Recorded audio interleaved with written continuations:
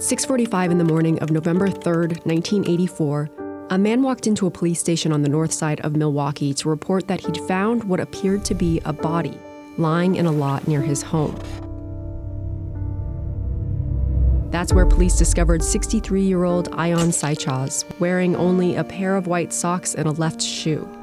Her blue shirt and bra were pulled up behind her head, which was bloody and swollen. She'd been beaten to death and possibly raped. Neighbors described the victim as a nice woman. She was known for collecting aluminum cans and playing bingo at a Ukrainian church on Friday nights. That's what she'd been doing the night she was killed. And she was let off after midnight by friends who normally dropped her off after the bingo games. They observed her walk in front of her home, and those are the last people who saw her alive. One of the real challenging things about this case was you had no eyewitnesses, you of course had no confession, you had no motive. This was before DNA profiling, before home security cameras were common. There were no fingerprints on the knife they found nearby. But the killer did leave one clue. He bit her.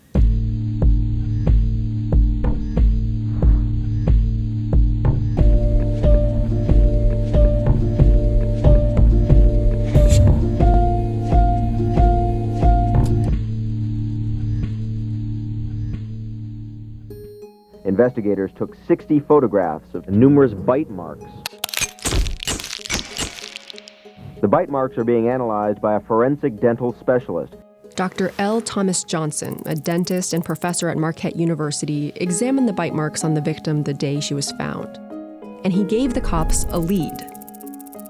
He told the detectives, you are looking for a guy with an abnormality in one of his upper teeth.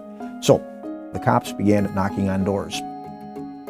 3 days after the murder, the detectives knocked on the door of Robert Lee Stinson, a quiet 20-year-old whose only criminal record was a fine for shoplifting from when he was younger. He lived with his mother and siblings in a house right by the crime scene. Stinson told the police that on the night of the murder, he came home from a party around 11:30, went to bed, and slept until morning. But what caught the attention of the police was that Stinson had an upper right front tooth missing. That missing tooth made one of the detectives believe they got the guy. His partner later told the Milwaukee Sentinel that they went back inside and told Stinson some jokes to get him laughing, to confirm that there were those teeth.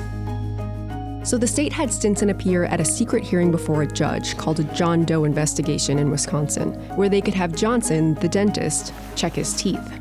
The John Doe is the first time that I met Mr. Stinson, but I'm looking at this kid who is very warm, very affable, very cooperative. Everything in my gut, my experience in 6 years in a DA's office, a sensitive crimes unit, I thought, no way did this guy do this. He thought they would eliminate Stinson as a suspect, but that's not what happened. Johnson looked into Stinson's mouth for 20 seconds, the same amount of time it takes to read this.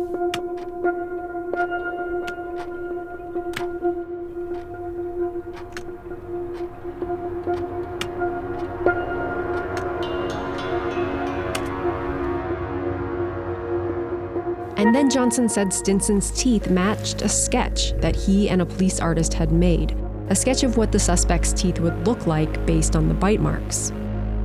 Nobody brought the drawing to the hearing, but Johnson said, "It resembles what I see here. Stinson's mouth," he said, "certainly is consistent with what I drew. It is remarkable." And that was enough for the court to order a full dental examination. But if they'd had the sketch in the room, they would have seen that it said the suspect would be missing a lateral incisor. Stinson was missing a central incisor, his right front tooth.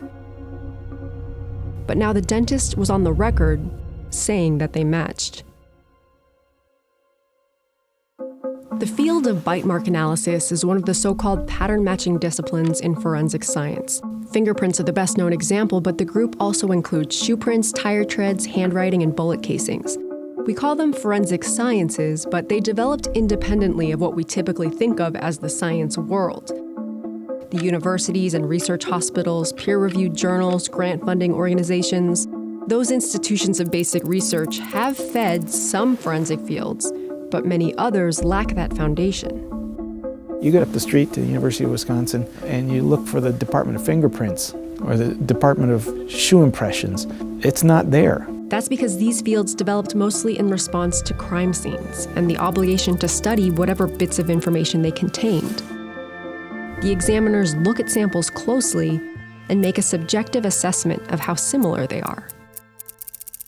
You know, it's funny, when people watch CSI or think about forensic science, they often think that it's very high-tech and glossy and perfect and often automated. And in the real world, the pattern identification sciences do not work like that. It's not that subjectivity makes it illegitimate or necessarily incorrect, but we ought to know something about how accurate it is. We ought to know something about how accurate it is.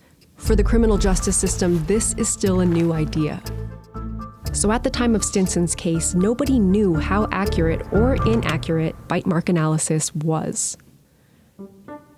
The man who examined Stinson's teeth, L.T. Johnson, is a forensic odontologist, and bite mark evidence is just part of what they do. When we have tragedies, plane crashes, or other kinds of terrible events, sometimes we use teeth that are found to help identify human remains, and that's an important tool, and I believe quite an accurate one. Rescue workers were there quickly, but they quickly learned that there was no one to rescue. The same year he worked on Stinson's case, Johnson led a team identifying victims of a plane crash that killed 31 people. He would go on to help identify 11 decomposing victims found in serial killer Jeffrey Dahmer's apartment.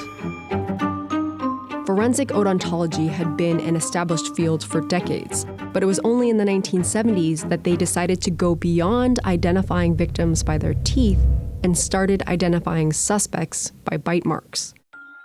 It began with the 1975 case People versus Marks in California. Edgar Marks was accused of murdering his landlady and leaving a bite mark in the cartilage of her nose. The bite mark evidence was deemed admissible, even though the appeals court conceded that there was no established science behind it. And it became the germinal case because all of the precedent establishing cases in high courts across the country cited back to Marks. Fast forward a few more years, Ted Bundy goes on trial, and there's bite mark evidence in the Ted Bundy case, and it made movie stars out of a couple of forensic dentists. And bite mark evidence took off. This norm of precedent, of conforming to past decisions, it exists for a reason, but it happens to be the opposite of how science works. Precedent is really important in the judicial system. We want constancy, predictability, and we have a rule that like cases should be decided the same way. Science, by contrast, is inevitably and unavoidably and always contingent, progressing, growing, changing, shifting as new research tells us new things and corrects past misunderstandings. The legal system's not really designed to adapt to that. So a game of judicial telephone convinced the courts that bite mark identification was an accepted area of science, when in fact, it had never been tested. There's no science that we have seen to support that. It's really quite astonishing. It's the one thing that gets me truly agitated. It's because there's just no science to support it. A month after Johnson collected models and photographs of Stinson's teeth, he came back with his final conclusion. The teeth of Robert Lee Stinson would be expected to produce bite patterns identical to those which I examined in this extensive and exhaustive analysis. He said the evidence was overwhelming. The sketch Johnson referenced at the prior hearing, it was never mentioned again. He was showing me, you take this overlay of the pictures of his teeth and you put it on the pictures of the bite wounds on Mrs. Saichaz's body, and you kind of see how they align. And they did the same thing with the models, but I wasn't completely convinced that I could convince a jury based on what Dr. Johnson did, that Mr. Stinson was guilty of an offense like this. I said, we need a second opinion on this case. Johnson recommended Raymond Rawson, who was known as one of the leaders in the field. So the detectives flew to Las Vegas to deliver the evidence, and they reported that Rawson gave a verbal confirmation of Johnson's finding, but he didn't spend much time on it. According to a memo book that one of the detectives kept and later published, Rawson met them at their hotel room at the Four Queens, took a look at the x-rays and the molds, and said that was good enough for him. 5 days later, Robert Lee Stinson was arrested at his home. And we decided that, given a brutal, horrific crime like this, we now have two witnesses who are saying it's him. And matched against that is what? My gut level feeling. And so we issued the charge.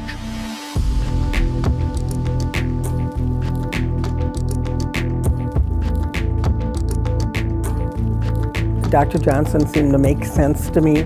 We had Mr. Stinson who was lying about his alibi.